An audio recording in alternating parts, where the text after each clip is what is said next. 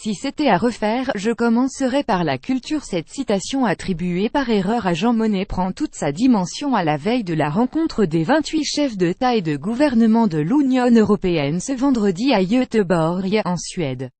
Pour cette réunion sur l'avenir de l'Europe, première étape clé sur la route qui nous mènera à Sibiu en Roumanie, le 9 mai 2019, les dirigeants européens ont choisi de parler d'éducation et de culture parce qu'elles sont la clé de notre avenir.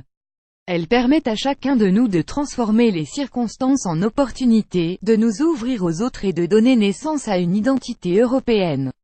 L'Union n'a pas de compétences directes en matière d'éducation et de culture.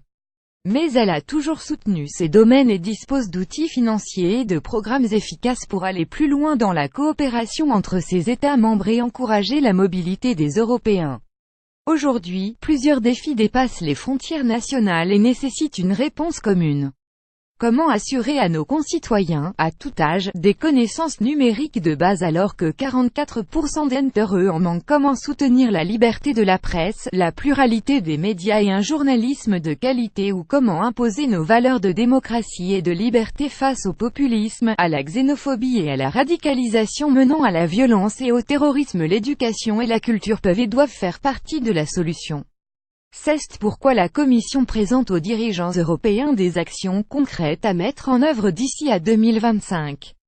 Les Européens aspirent à toujours plus de mobilité. Le programme Erasmus depuis 2014, qui fête cette année son 30e anniversaire, a permis à plus de 9 millions d'étudiants, mais aussi d'apprentis, de volontaires, de stagiaires ou encore d'enseignants, de bénéficier de séjours dans un autre État membre.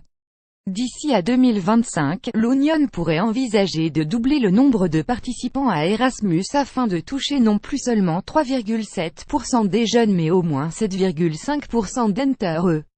Pour faciliter la mobilité des étudiants, nous allons lancer en 2019 une carte électronique d'étudiants européens qui leur permettra d'accéder aux formations les plus porteuses, comme les sciences, les techniques, la robotique ou le génie civil, et leur facilitera l'entrée dans n'importe quel établissement. Le processus de Bologne a ouvert la voie à une reconnaissance mutuelle des diplômes, mais celle-ci n'est pas automatique.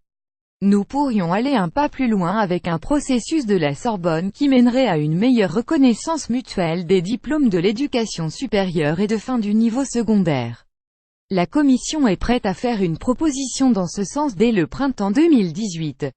Une plus forte coopération entre nos États membres passe aussi par la création d'un réseau européen d'universités et de véritables universités européennes, dont l'école de gouvernance européenne et transnationale, qui sera hébergée par l'Institut universitaire européen de Florence, en Italie, pourrait être la pionnière. Sur le plan de la culture, le programme Média est, depuis 1991, un succès pour le cinéma européen, avec au total 2,5 milliards d'euros qui ont été investis dans le développement et la diffusion d'œuvres audiovisuelles européennes. Autre succès, les capitales européennes de la culture qui, depuis 32 ans ont attiré un vaste public dans 56 villes et leur ont parfois donné un nouveau souffle. Notre culture européenne est d'une extrême richesse qu'il faut savoir préserver dans un monde où tout va plus vite et paraît donc plus éphémère. C'est pourquoi l'U consacrera l'année 2018 à son patrimoine culturel, tant historique et architectural, que littéraire, cinématographique ou artistique. Enfin, soutien historique d'Euronews, la Commission souhaiterait voir la chaîne renforcer son rôle de relais de l'information européenne en Europe et au-delà. À Göteborg, au moment où l'Europe construit son avenir, nous pouvons commencer et nous commencerons par la culture et l'éducation, moteur pour la création d'emplois, la croissance économique, l'équité sociale et ciment de l'unité entre les Européens. Lire aussi blog. La lutte contre les inégalités commence par l'éducation, c'est le défi que doit relever l'Europe. Le Parlement européen met la pression pour la disparition du glyphosate d'ici fin 2022 et ça marche. Lui trouve un accord sur le travail détaché. L'Élysée salue une victoire pour l'Europe. Pour suivre les dernières actualités en direct sur le HuffPost, cliquez ici. Tous les matins, recevez gratuitement la newsletter du HuffPost. Retrouvez-nous sur notre page Facebook. À voir également sur le HuffPost Plus Éducation Culture Internationale Union Européenne. Envoyez une correction.